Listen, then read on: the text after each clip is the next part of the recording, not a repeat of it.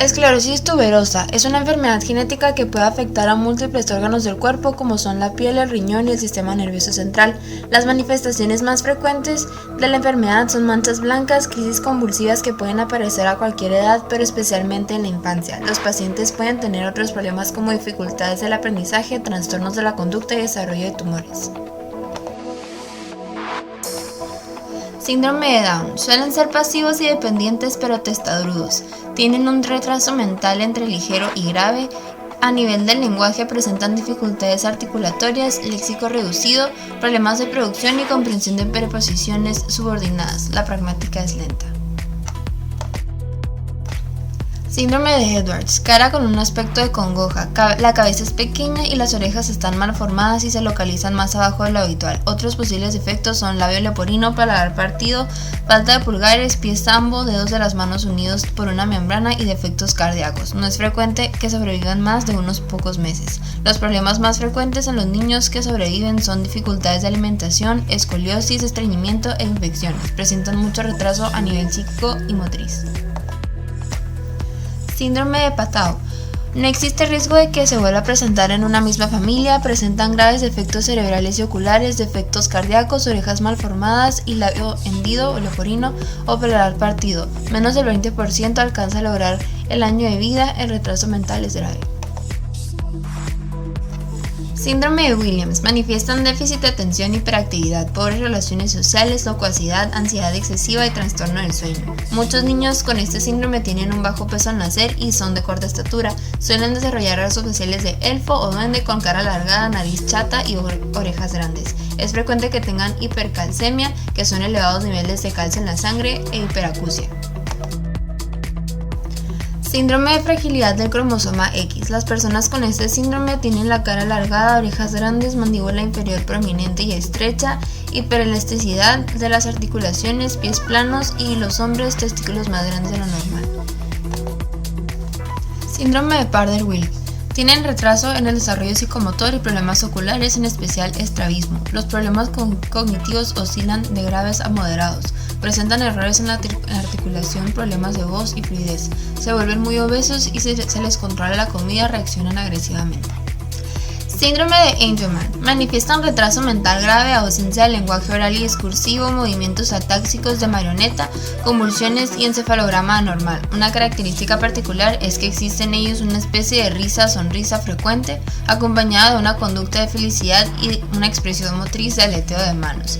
Empieza a ser visible el retraso alrededor de los 6 o 12 meses de edad y se va haciendo progresivo. Síndrome del maullido del gato. Los afectados producen un chillido característico de este síndrome. Predominan las niñas. Además del chillido característico, el fenotipo típico presenta microcefalia, retraso psicomotor, retraso del crecimiento, infecciones respiratorias y de oído y mala alineación ortopédica. También aparecen deficiencias generalizadas en la capacidad de atención. La mayoría de los sujetos suelen tener un carácter amistoso y les gusta interactuar con otros sujetos. Neurofibromatosis. Existen 8 tipos, algunas de las cuales registran dificultades discursivas, incluyendo disardia en el desarrollo. Las características a nivel físico incluyen macrocefalia, gliomas, alargamiento de los nervios ópticos, tumores de piel y varios problemas neurológicos. Suelen ser frecuentes las dificultades de aprendizaje y el retraso mental leve. Algunos sujetos muestran deficiencias lingüísticas, expresivas y receptivas, mientras que en otros se dan solo el lenguaje expresivo. Síndrome de Cornelia de Lange. Es de origen genético. Casi todos los casos identificados tienen un retraso mental entre moderado y grave, aunque también hay afectados con CI normal. Las principales características físicas son bajo peso en el momento del nacimiento, estatura pequeña, vello facial excesivo y anomalías faciales y esqueléticas. Algunos niños desarrollan el lenguaje de manera normal, pero la mayoría presentan problemas en la articulación y la expresión oral.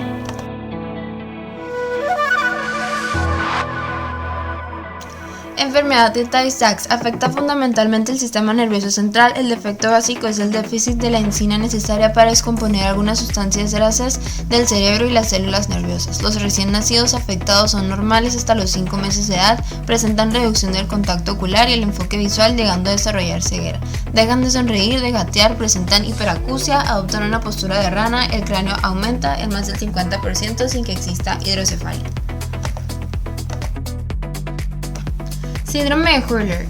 Están afectados casi todos los tejidos del organismo causado por déficit de la enzima que produce una incapacidad para degradar los carbohidratos complejos. Presentan un aspecto normal al nacer. Durante el primer año de vida solo se aprecian leves retrasos del desarrollo y poco a poco van surgiendo un gran número de síntomas y anomalías físicas, entre ellas hidrocefalia, cataratas, deformidad de la columna, rigidez articular creciente hasta quedar inmovilizado alrededor del tercer año de vida.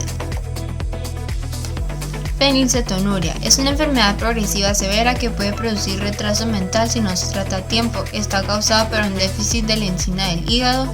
En ausencia de tratamiento puede producir retraso mental. Galactosemia, enfermedad del metabolismo de los carbohidratos que afecta la capacidad del organismo de degradar la galactosa y convertirla en glucosa. Los síntomas suelen empezar unos días o semanas después del nacimiento. El niño rechaza la lactancia, sea artificial o materna, presenta vómitos, signos de malnutrición y retraso de crecimiento. El tratamiento consiste en una dieta libre de galactosa. Síndrome de Legg-Nian es un error innato del metabolismo de las purinas debido a la ausencia de una enzima. Las hembras no padecen la enfermedad. Las primeras manifestaciones aparecen en los primeros meses de vida. Se caracteriza por retraso psicomotor, espasticidad, retraso mental grave, tendencia compulsiva de automutilante, es decir, se muerden los dedos, los labios y la mucosa bucal. La pobreza, la desnutrición, la falta de cuidados sanitarios, la ausencia de padres o la distorsión de las relaciones paterno-filiales, la deprivación afectiva, etc., son algunas de las vías por las que es posible que los factores sociales se manifiesten.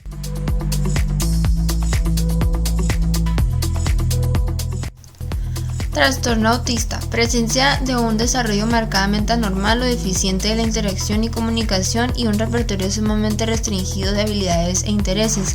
Pueden insistir en la identidad o uniformidad de las cosas y resistirse o alterarse ante cambios triviales. Suelen presentar movimientos corporales estereotipados. La alteración debe manifestarse antes de los 3 años de edad por retraso.